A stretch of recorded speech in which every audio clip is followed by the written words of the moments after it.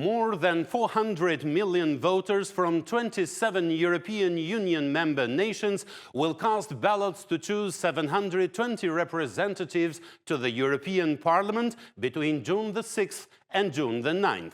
The message to them is simple. By participating, you not only grant the Parliament the credibility it needs to carry out its responsibilities for the next 5 years, but you also exercise your democratic right to participate in decisions that will shape the future of Europe.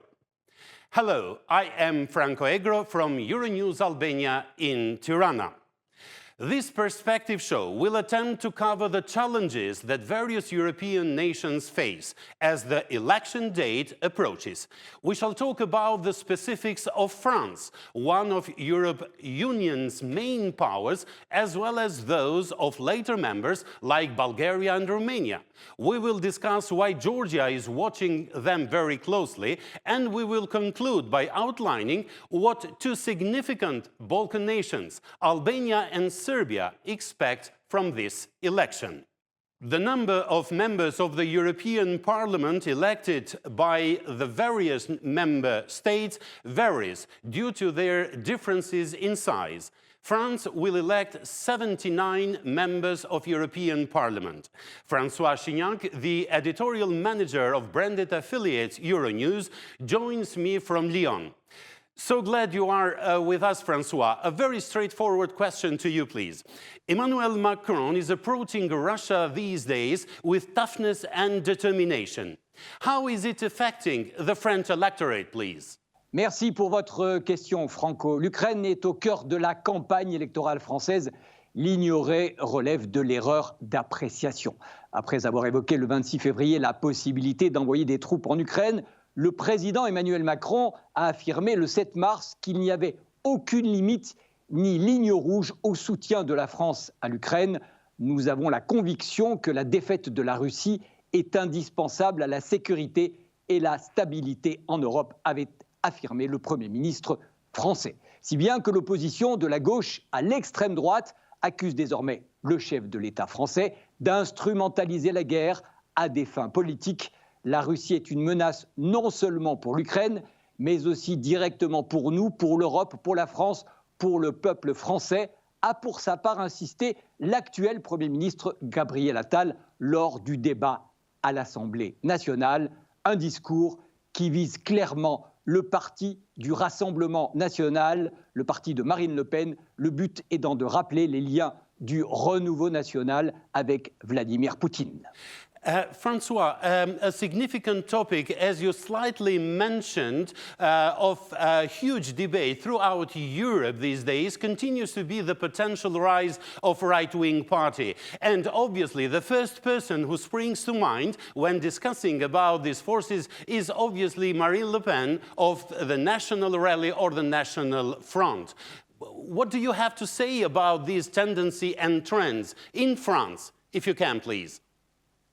Marine Le Pen avait obtenu un prêt pour sa campagne présidentielle de 2017 de la part d'une banque russe proche du Kremlin. Cela se sait, alors que la liste portée par le Rassemblement national pour les européennes est largement en tête des intentions de vote. Environ 31% des Français annoncent vouloir voter pour le Rassemblement national, contre 18% pour la liste du camp présidentiel. Emmanuel Macron, lui, reste fidèle à sa ligne stratégique qui consiste depuis 2017 à cibler le Rassemblement national. Mais cette communication de guerre serait génératrice de beaucoup d'anxiété pour les Français et renforce le Rassemblement national plutôt qu'il ne le diminue. D'autant que l'électorat du Rassemblement national est d'abord motivé par son rejet d'Emmanuel Macron et de sa politique.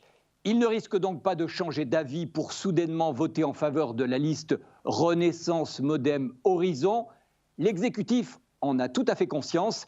Son objectif n'est donc pas de faire baisser les intentions de vote pour le candidat du Renouveau national, Jordan Bardella, mais de faire augmenter celles pour Renaissance Modem Horizon en essayant de convaincre l'électorat de centre-gauche tenté par la liste du Parti socialiste Place publique. Ce dernier a placé la question ukrainienne au cœur de sa campagne pour les européennes. Le match se joue donc en avant, tout contre la liste du Parti socialiste Place publique. L'exécutif sait que l'avance de la liste Bardella est trop importante pour être rattrapée et commence donc à regarder derrière, car la majorité frémit. Elle a peur du scénario où elle ne finirait pas deuxième, mais troisième, un résultat qui serait terrible pour le président Emmanuel Macron. Dear Francois, thank you very much indeed for the simplicity and straightforwardness in explaining this very complex issue. The Republic of Georgia is very interested in these elections. The reason behind it is that last November, the European Commission formally recommended that Georgia be granted the candidate status, a decision that was confirmed the following month. Euronews Georgia's report has more on it. The European Parliament elections set to take place in June of this year will be the first since Georgia was granted candidate status. The country first applied for membership in March 2022 and was granted candidacy in December of 2023, but has been striving for Euro integration since as early as the First Republic in 1921. While an overwhelming majority of the country's population, up to 80%, are in favor of European integration, it is unclear to what extent they are familiar with the ongoing policy-making and democratic processes in the European Union. Euronews Georgia took to the streets of Tbilisi to find out what citizens believe is at stake for them in the upcoming EU elections. Of course, it's very important. It depends on who will be elected into the European Parliament, what sorts of politicians they will be, and what attitude they will have towards Georgia joining the EU. Well, it's preferable that they elect someone who is more or less in our favor. No, I don't have information about this. I can say I'm not informed as to what this could mean for us. Experts believe more needs to be done on the part of both Georgia and the European Union to raise the public's awareness. We still don't have sufficient information about the European Union. People are mostly aware of Euro integration matters, but due to the fact that we have not lived in the same space, Georgians view the EU as something distant and unattainable. Even though the country was granted candidate status, most citizens do not feel the urgency to begin understanding how the European Parliament and other EU structures function. The average citizen is not familiar with these institutions at all, only certain experts. Some experts also believe the Eastern Partnership countries should be allowed to participate in pan-European forums as observers. As a result, public awareness of the EU and its institutions will grow in the countries seeking to join the Union. Regardless of the results, the EU elections will greatly influence Georgia's path to Euro integration in the coming years. From the capital of Georgia, Tbilisi, I am joined now by my colleague Elen Tsutskiridze. So it is clear that the Georgians do believe and hope in the European integration. But I want to ask you, Elen, which are the main expectations from these European parliamentary elections in Georgia? Well, you see, Franco, regardless of how aware the average Georgian citizen may be of how various EU structures function and the ways in which they interact with one another, the population clearly believes that Georgia needs European leaders who are in favor of enlargement. This is really the primary interest that Georgian citizens have for the upcoming elections as citizens of a candidate country. And in the recent years, Georgia has been enjoying the European Parliament's strong support and backing of its aspirations to join the bloc.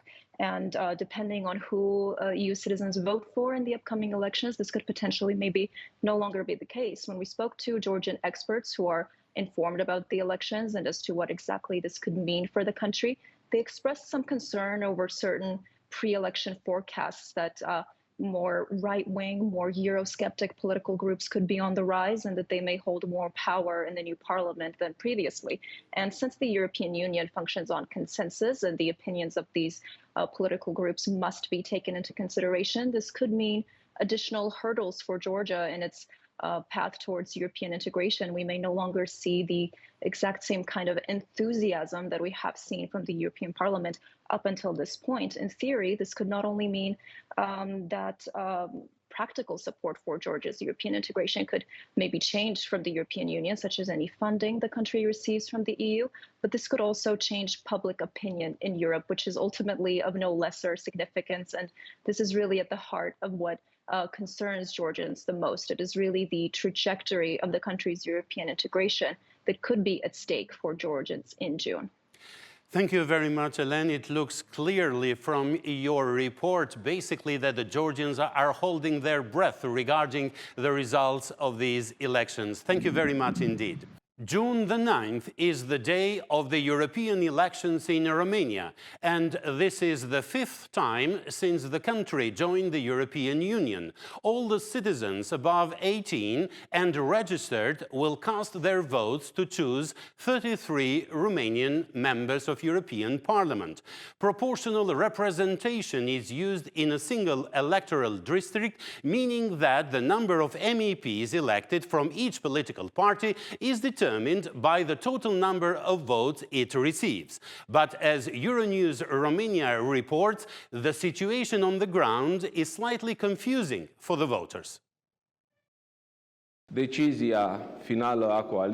final decision of the coalition regarding how the European parliamentary and local elections will be held, namely the coalition decided to merge the two election rounds. On the 9th of June, Romanian voters will have to choose their representatives for the European Parliament and their local leaders. There are concerns that because both elections, the European election and the local election, will take place in the same day, the European message and the local agenda will get mixed up and confuse the voter. We asked several Romanians whether they knew what they would vote for in the June elections. It is complicated to differentiate between local politics and European ones, because they will not be the same objectives, they are not the same treaty projects, and this is really confusing for us to vote. I doubt many are aware of who will be on the list in this June. We are talking about both the European and local elections. Yes, I tend to think people will be quite confused. And even for those who are more informed and understand what they're putting their stamp on in June, it can still be difficult to grasp the two different messages, according to some sociologists. No one understands what's going on with MEPs around here, because obviously one thing is to elect the mayor when you know exactly what the mayor does, and the story with MEPs is more complicated. However, in Romania, the interest in the European parliamentary election has increased from one poll to another, and this is visible if we analyze the figures. For example, in 2009, the turnout was 27.67%, but 10 years later, the turnout reached 49.02%. The fact that we decided a merger is not against democracy. It is obvious that only the two major parties can unite and face an extremist wave. And the argument might stand up if you look at the latest polls. In-scope projections commissioned by Euronews show that if there were European elections in Romania on Sunday, the next highest score, after the current governing coalition of PSD and PNL, which would get 42.4%, would go to the populist AUR party with 20.7% of the votes. Andra Diaconescu, the editor-in-chief of Euronews Romania, is now live from Bucharest. Andra, my question to you is simple and straightforward. What strategy have the MEP candidates employed so far, and what are the major points they have made throughout this campaign to set themselves apart from the local elections that you mentioned in your report? Well, hello, everybody. Some of the MEPs know that they will for sure candidate, and they are trying to pass their message to the voters. But all the voters are very confused, because this is very particular for Romania this year. The Europarlamentaries and the local elections will take place in the same day. So the voters are not quite sure who they are voting for and why they are voting for. And for this, we need all the explanations from the politicians. What is another thing that is mixing up all these elections is that some of the future MEPs or candidate MEPs are also chief of campaign for the MEPs and for the local elections. So their message will have to be both ways, to the local side and also for the European elections. And we are waiting for their message as well. The third particular thing that we are seeing in Romania this year is that for the capital, for Bucharest, the main candidate for the coalition parties has just been announced. So they have little time, the coalition, to pass their message to the voters, as well as the opposition. They are not far from this. Regarding your question, at this moment, we are not hearing so much of programs and very much of a passing of ideas from the politicians. We just see that they are announcing themselves or they relate to some of the pan-European agenda that is brought to the daylight by the ongoing events. We have always said, Andra, that politics is never easy, isn't it? Thank you very much for your report. Not for us, not for them. Absolutely right. Thank you. Bulgaria will also hold elections for the European Parliament on June the 9th. A single national constituency will elect the 17 MEPs under a semi-open list proportional representation system. However, a significant problem lies ahead, as Euronews Bulgaria reports. The younger generation is showing little interest in them. This year, the 20-year-old geology student Dimitar will vote for the first time. Before going to the polls, he informed himself about his rights as a European citizen and how the European Parliament is structured. The right to vote is very valuable and we have to protect it. Only when we vote, we are truly free. On the contrary, for the 18-year-old student Nicola, there is no point in voting. According to him, the vote of one person does not matter. In my opinion, democracy is not an adequate system of government, especially in the way it exists today. I don't think elections are a good way to elect a government, a parliament, or anything. We asked young people what are the most important topics that should be at the top of the European Parliament's agenda. For me, a very important topic should be related to the environment. The European Parliament has the competence to deal with the environment, to deal with draft laws about it. According to the political scientist and student lecturer Ivailo Iliev, the elections for the European Parliament are a distant topic for the young generation in Bulgaria. Currently, in our country, there are a series of initiatives organized by student and youth organizations that aim precisely at this activation of young people in our country to vote. I strongly believe that they will give results because young people, through a more purely human narrative, realize what Europe's advantages are and why it is important to be active. The Bureau of the European Parliament in Bulgaria organizes a forum under the title Use Your Vote. The goal is for young people to learn more about the activities of the members of the European Parliament and to understand that with their vote they can influence social processes and stand up for the causes they believe in. From Sofia, the capital city of Bulgaria, I am joined live by Raya Stoyanova. A very clear report, Raya, but the question that logically follows it is, what is the turnout that the authorities are expecting during these elections? Hello, Franco. The turnout is still uncertain, but if we have to compare the activity from the past 4 European Parliament elections, I can tell you that the activity is relatively low. It's around 30%. As you saw in the video, a lot of initiatives are created by young people to encourage other young people to vote. But in Bulgaria, the problem lies deeper. The past 3 years, the political situation in Bulgaria is really shaky, and it still is. We had 5 national elections and we are about to have a 6th one. And the activity is also really low. It's under 50%. So in my opinion, Bulgarians are just tired of elections. And I think that this feeling will transfer to the European Parliament elections as well. But to come back to your question, this year there are a lot of campaigns, not only to push young people to vote, but also every generation to vote. and there are a lot of representatives in the European Union from Bulgaria that are encouraging every Bulgarian to vote by saying how beneficial it is for our country. Back to you, Franco. Thank you very much indeed, Raya, for your report. The outgoing European Parliament has frequently touched on Serbia. It has approved a number of resolutions, some of which standard ones, while others were focused on particular topics that European MEPs have deemed significant. The following report from Euronews Serbia analyzes the potential future relations between the next European Parliament and the Serbian government. More than 700 European deputies sat down in the benches in July 2019. Since then, until this moment, their job has been on several occasions to declare themselves on resolutions related to Serbia. Annual reports, which were voted on in the form of a resolution, were prepared by the rapporteur of the European Parliament for Serbia, Vladimir Bilčić, from the ranks of the European People's Representatives.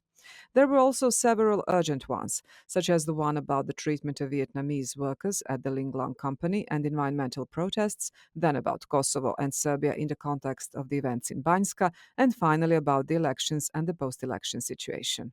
In the past 2 years, when it comes to Russian aggression in Ukraine and when it comes to certain way of non-alignment to the EU foreign and security policy of Serbia, this is probably the biggest obstacle that is seen across party politics and that is criticized and discussed heavily. So this is something that also in the end changed slightly the relationship of the EU, but also European Parliament as such, towards Serbia in a more critical dimension. The European Parliament also demanded normalization of relations with Pristina, improvement of the rule of law, as well as a more determined fight against organized crime. Membership in the European Union was often hailed as a strategic goal. The pressure will remain on the current government to stay firmly committed to the European integration path that Serbia has undertaken for decades now. And that, of course, implies staying true to the European values that every member state needs to subscribe to. So unless Serbia returns to the path and remains committed to European values, I do expect the European Parliament to keep up the pressure and the criticism to the current regime. During the debates and voting on certain reports, MPs from some of the parties, mostly those from the right spectrum, had an uncritical and sometimes praiseworthy approach towards the authorities in Serbia. Certain analyses show an increase in the number of seats in those parties. The grand coalition between especially the center-right and the center-left and their commitment to European values across Europe will remain strong. So as long as that is the case, even the relative ascent of smaller, more extreme parties will not affect so much the position of the European Parliament on these very core issues around European values. According to some research, right-wing parties will have more seats in this convocation than before, but it is not yet known how and with whom they will join forces. Teodora Vasiljević, Euronews, Serbia. And now from Belgrade, I am joined by Bojan Brkić, the editor-in-chief of Euronews Serbia. Given that Serbia is not a member state and, as mentioned in the report, Bojan, has a lot on its plate, I wanted to ask you, is this topic, the European elections, followed with interest by the Serbian public, or is the public indifferent to it? Well, not everyone in the public will follow these elections in the same way. Although Serbia is not the EU member state, the parties in Serbia are members or affiliated with European parties. The ruling Progressive Party of President Vučić is with the EPP, the European People's Party, and some parties from the opposition are with the socialists. And it was quite obvious that it does matter in recent debate in the European Parliament about the Serbian parliamentary elections, where one set of the MEPs criticized the way in which elections were conducted, while another set of MEPs defended the stance of President Vučić. So I think that the parties in Serbia may follow the elections quite closely, but the general public not so much. some people who are more keen on politics may wish to see how parties like the party of Ms. Le Pen in France will do that are friendly towards Serbia. But other than that, I don't really expect that elections for the European Parliament will be the topic of the day in many of the days in Serbia. Thank you very much indeed, Bojan, as always on the point and straightforward. Thank you very much indeed for your report. A considerable degree of attention is paid to these elections in Albania. Observers note that their outcome is expected to determine the formal approach the country would take with the European Union. They are slightly concerned that things may get harder for Albania and the Western Balkan countries due to the emergence of forces opposed of European integration. Ardit Hoxha reports. The elections for the European Parliament in June of this year are expected to have an impact on the approach that the European Union will have on the integration process. International relations expert Geron Kamberi says that an increase of Eurosceptic parties in the European Parliament could turn into an obstacle for Albania and other countries of the Western Balkans on their way to the European integration. I think that especially EU elections are really quite important for our regions because EU parliaments signs the Lisbon Treaty have really quite important role to ratify any legislation related to EU enlargements. So against this background, any majority of the parties which are largely Eurosceptics or can put shadow on the further enlargement process can create a lot of problems for the future of EU membership of Western Balkan countries, including Albania itself. As for the other expert, Gledis Gjepali, who sees the role of the European Parliament as minor in the enlargement process, the growth and expansion of the Eurosceptic spirit could turn into a problem for countries of the Western Balkans. The importance of the elections for the European Parliament is more related to the fact of testing the political spirit that exists in Europe, and especially in the member countries. The European Parliament itself is the least important institution within the institutions of the European Union, but the political spirit that is represented there often comes out in the results of national elections, which then has a lot of influence on the direction of the European Union. The European Parliament elections do not directly affect the enlargement process. 705 members of the European Parliament are directly elected every 5 years by more than 400 million voters. One of the most important discussions in the corridors of power in Brussels and elsewhere is obviously which will be the most important political group in the new parliament and who will lead the next European Commission. Alice Taylor from Euronews Albania has followed carefully and closely the polls and the discussions. Yes, Alice. Hello Franco and welcome to rather windy Brussels. Now behind me is the European Commission, and at the start of June 400 million European citizens from 27 member states will head to the polls to vote 720 representatives of European Parliament. Now as it stands at the moment, the main party, the biggest party in the Parliament is the centre-right EPP. For context, the Albanian Democratic Party is affiliated with the EPP. Second, we have S&D. They are a centre-left party associated with the Albanian ruling party, the Socialist Party, with 140 seats, followed by the Liberal Renew with 102 seats, Greens with 72. Then, currently, we have the far-right ECR with 68 seats and the Right ID Group with 59. However, the latest data shows that in the elections, the EPP are going to increase their seats to 184. However, the S&D, the Socialists, will lose seats and fall to 135. Renew will shed a lot of seats down to 87, and we will see a surge from the right and the far right with the ID and ECR group going to 81 and 82 seats respectively. This is a big increase, especially when you put the two parties together and add it to the centre-right EPP. overall, the more leftist parties are declining in popularity as the polls stand at the moment.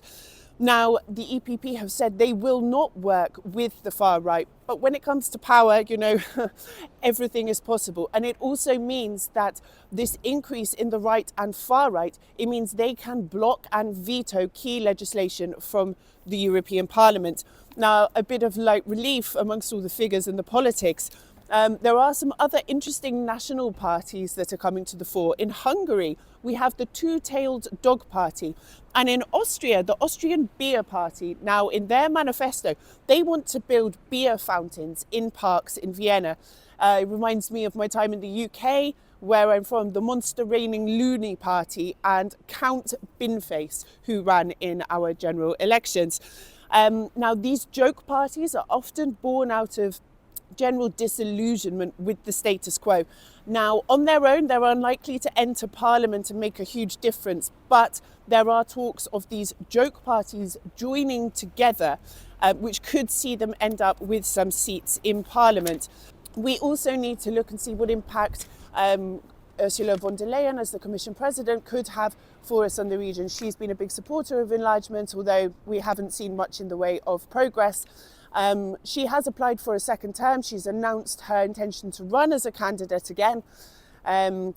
She is likely to take the position, although she does rely on the support of France. However, there have been signals from Paris recently that they may be pushing instead for a French candidate. That's all from Brussels. Thank you, Franco. And we have always said, Alice, that Brussels is never an easy place, as you are confirming it right now. Thank you, Alice, for your report. And this report brings us to the end of this perspective. My sincere thanks to François Chignac, editorial manager of branded affiliate Euronews and the director of Africa News, Andra Diaconescu, editor-in-chief of Euronews Romania, Elen Tsutskiridze of Euronews Georgia, Bojan Burkic, the editor-in-chief of Euronews Serbia, Raya Stoyanova from Euronews Bulgaria, and Alice Taylor from Euronews Albania in Brussels. Until the next program, a very warm goodbye from me, Franco Egro, and from the entire team of Euronews Albania in Tirana.